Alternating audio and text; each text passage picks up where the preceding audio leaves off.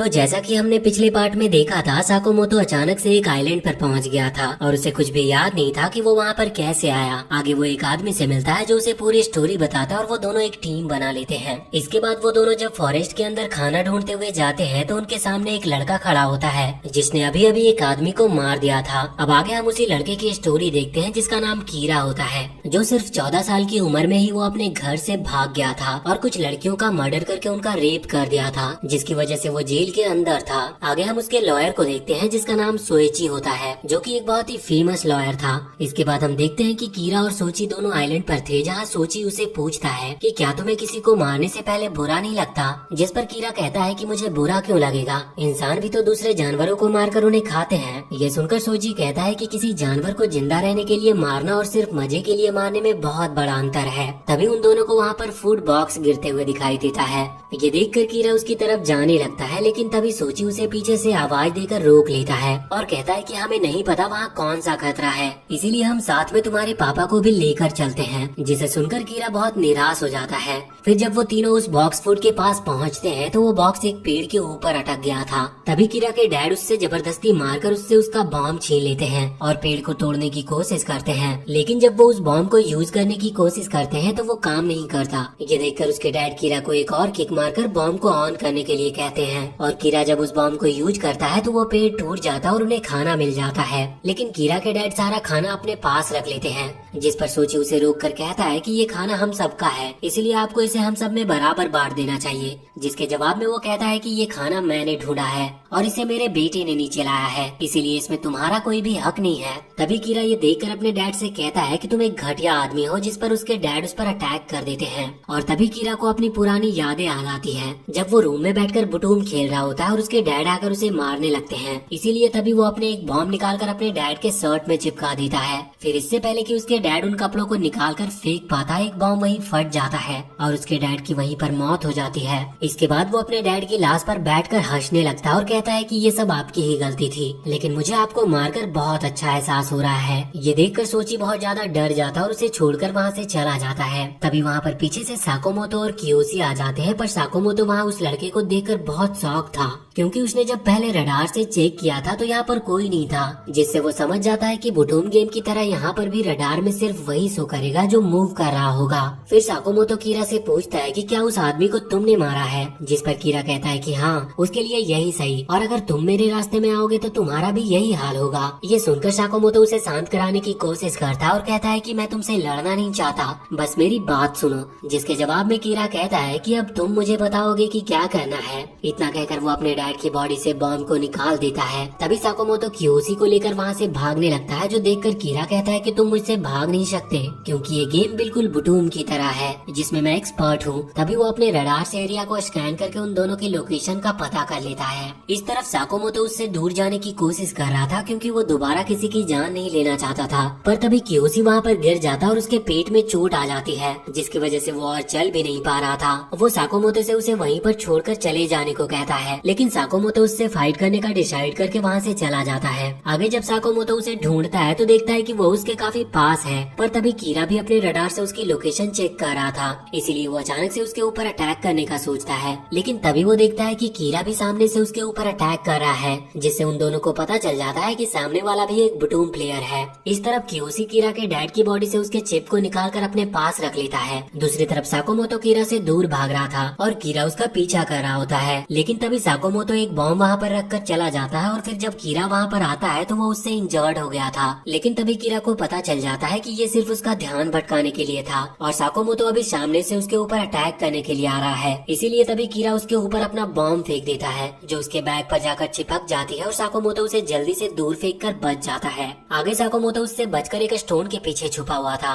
लेकिन कीरा उसे अपने बातों में फंसाकर उसकी लोकेशन जान लेता और उस पर अटैक कर देता है, जिससे साकोमोतो का सर एक पत्थर पर जा लगता है और उसे ऐसा लगने लगता है कि ये असलियत नहीं बल्कि सिर्फ एक गेम है। जिसके बाद वो एक गेम जीतने का डिसाइड करता है। तभी कीरा वहाँ उसे देखकर उस पर एक बॉम्ब फेंक देता है, पर साकोमोतो अपने एक बैग से उस बॉम्ब को रोक लेता है और उसे ऊपर की तरफ फेंक देता है और वहाँ से भाग जाता है। ये देखकर कीरा रडार से उसकी लोकेशन जानने की कोशिश करता है, पर वो साकोमोतो को सेंस नहीं कर पा रहा था। तभी साकोमोतो पीछे से उसके ऊपर एक बॉम्ब फेंक देता है, जिससे कीरा काफी दूर जाकर गिरता है। आगे कीरा फिर से रडार का यूज करता है, लेकिन उसे साकोमोतो की लोकेशन सिचुएशन का कुछ पता नहीं चल रहा था। तभी साकुमोतो सोचता है कि जब दो प्लेयर साथ में रडार यूज करते हैं तो वो कैंसिल हो जाती है, इसीलिए मैं बिल्कुल सही टाइम पर रडार यूज करके उसे कैंसिल कर दे रहा हूँ। तभी साकुमोतो उसके पीछे आकर उस पर बॉम्ब फेंक देता है, जिससे कीरा वहीं पर हार जाता है। तभी साकुमोतो के दिमाग में दोबारा से एक झटका महसूस होता है और वो अपने होश में आ जाता है और रियलाइज करता है कि ये कोई गेम नहीं है, उसने लगभग एक इंसान को मार दिया था। आगे वो कीरा को एक पेड़ पर बांधकर उसके सारे सामान को ले जाता है। तभी पीछे से कीरा उसका नाम पूछता है और जब साकुमोतो अपना नाम बताता है तो कीरा समझ जाता है कि ये वही साकुमोतो है जिसके रैंक पूरे वर्ल्ड में टॉप 10 के अंदर आती है। अब आगे साकुमोतो और कियोशी खाना खा रहे थे, जहाँ पर कियोशी कहता है कि मैं तुम्हें थैंक यू कहना चाहता हूँ, तुम जब वापस सही सलामत आ गए थे तो मुझे देखकर बहुत खुशी हुई थी। जिस पर साकुमोतो कहता है कि तुमने मुझे पहले ही बहुत बार थैंक यू बोल दिया है, जिसके जवाब में कियोशी कहता है कि तुमने मेरे लिए अपनी जान खतरे में डाली थी,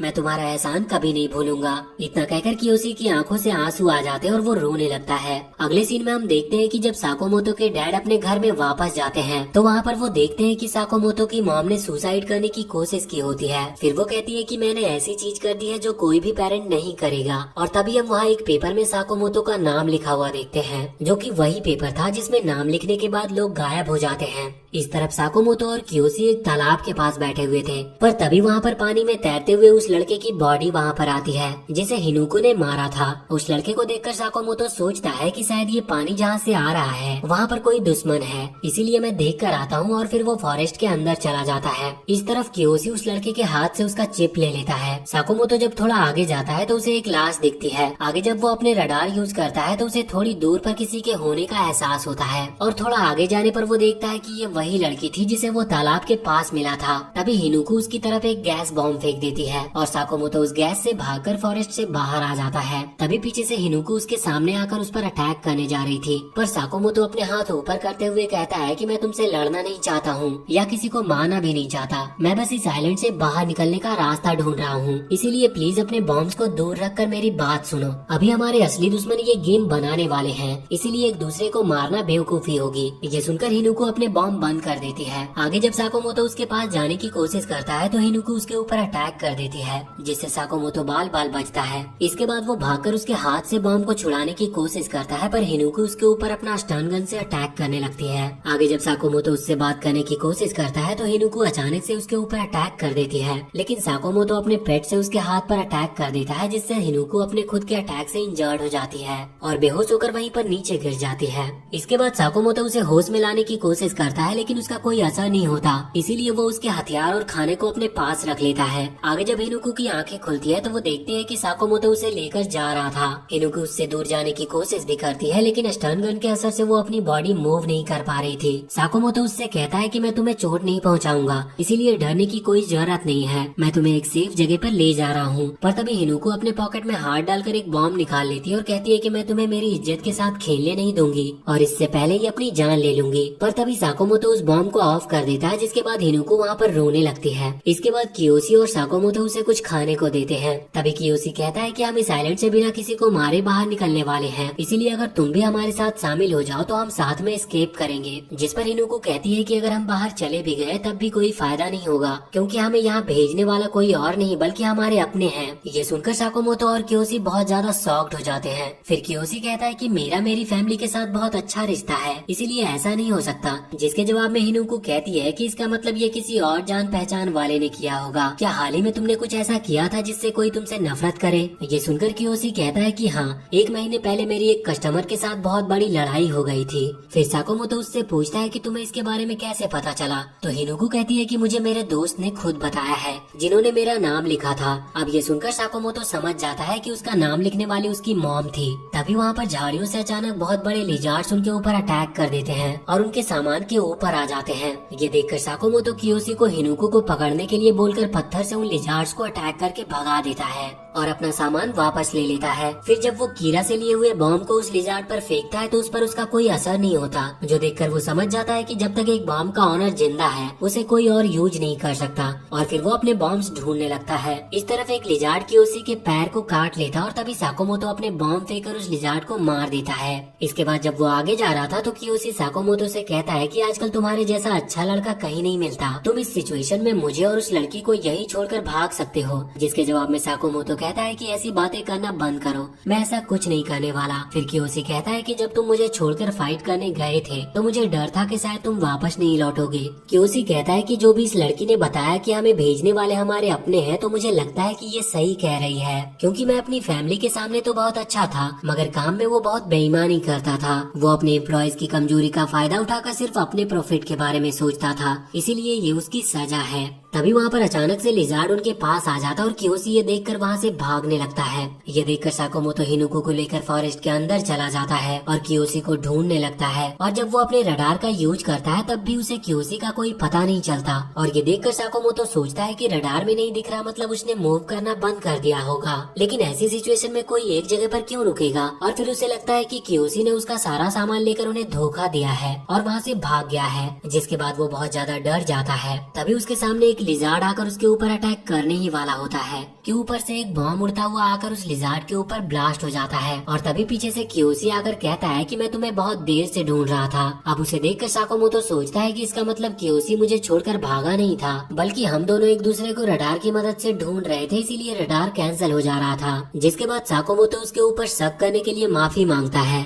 जिस पर कियोशी कहता है कि जब तुम डरे हुए होते हो तब ऐसा सोचना आम बात है, इसीलिए ज्यादा मत सोचो। अब यहाँ से थोड़ी दूर जाने के बाद उन्हें एक बिल्डिंग दिखाई देती है, लेकिन उसके ऊपर जाने के लिए उन्हें लैडर से चढ़ना होगा। अब क्योंकि हिनुको बेहोश थी, इसीलिए वो दोनों मिलकर उसे ऊपर ले जाने की कोशिश तो करते हैं, पर इससे पहले ही वो नीचे गिर जाते हैं और तभी वो लिजार्ड उनके बहुत पास आ जाता है। ये देखकर कियोशी उन लिजार्ड को रोकने के लिए आगे बढ़ता और साकोमोतो से हिनुको को लेकर ऊपर जाने के लिए बोलता है। साकोमोतो हिनुको को होश में लाने की पूरी कोशिश कर रहा था, लेकिन उसका कोई असर नहीं होता, इसीलिए वो सोचता है कि अभी अगर हम उसे यहाँ छोड़ देंगे तो बच जाएंगे, पर मैं इतना क्रूएल काम कभी नहीं कर सकता हूँ। और तभी साकोमोतो अकेले ही ऊपर चढ़ जाता है, जो देखकर कियोशी सोचता है कि उसने हिनुको को छोड़ दिया है ताकि वो अकेले जिंदा रह पाए। और ये देखकर उसका साकोमोतो के ऊपर से भरोसा उठ जाता है। लेकिन तभी साकोमोतो वहाँ एक गैस बॉम्ब फेंकता है, जिससे वहाँ के सभी लिजार्ड्स मर जाते हैं। ये देखकर कियोशी उससे पूछता है कि तुमने उस लड़की का बॉम्ब कैसे यूज किया, जिस पर साकोमोतो कहता है कि मैंने उसके हाथ से बॉम्ब का स्विच ऑन कर दिया था। अब इसके बाद हिनुको होश में आ जाती है और जब वो ऊपर आते हैं तो देखते हैं कि उस बिल्डिंग में किसी का खून लगा हुआ था, जिसका मतलब वहाँ पर एक मर्डर हुआ था। फिर जब वो बाहर आते हैं तो कियोशी अचानक से बात करते करते गिर जाता है और कहता है कि जिस पैर में उस लिजार्ड ने उसे काटा था वो बहुत दर्द कर रहा है। इसके बाद शाम को साकोमोतो कियोशी की इंजरी को ठीक करने की कोशिश कर रहा था, लेकिन इससे कियोशी को बहुत ज्यादा दर्द हो रहा था, इसीलिए वो साकोमोतो को धक्का दे देता है। तभी साकोमोतो हिनुको को उसे पकड़ने को कहता है, लेकिन हिनुको कहती है कि मैं कभी एक आदमी को नहीं छूने वाली, जिसके जवाब में साकोमोतो कहता है कि इसे ये चोट तुम्हारी जान बचाते टाइम लगी थी, इसीलिए अभी सोचने का टाइम नहीं है। ये सुनकर हिनुको उसे पकड़ लेती है और साकोमोतो उसके इंजरी को ठीक करने की कोशिश करता है। अगले दिन हम देखते हैं कि जिस आदमी ने सबको उस आइलैंड पर भेजा होता है वो मॉनिटर पर सबको देखकर कहता है कि लगता है साकोमोतो अब भी जिंदा है और उसने बाकी 4 प्लेयर्स के साथ भी कांटेक्ट कर लिया है, लेकिन उसने सिर्फ एक को मारा है। फिर वो एक आदमी से कहता है कि साकोमोतो हमें बहुत अच्छा डेटा देने वाला है, इसीलिए सब कुछ कलेक्ट कर लेना।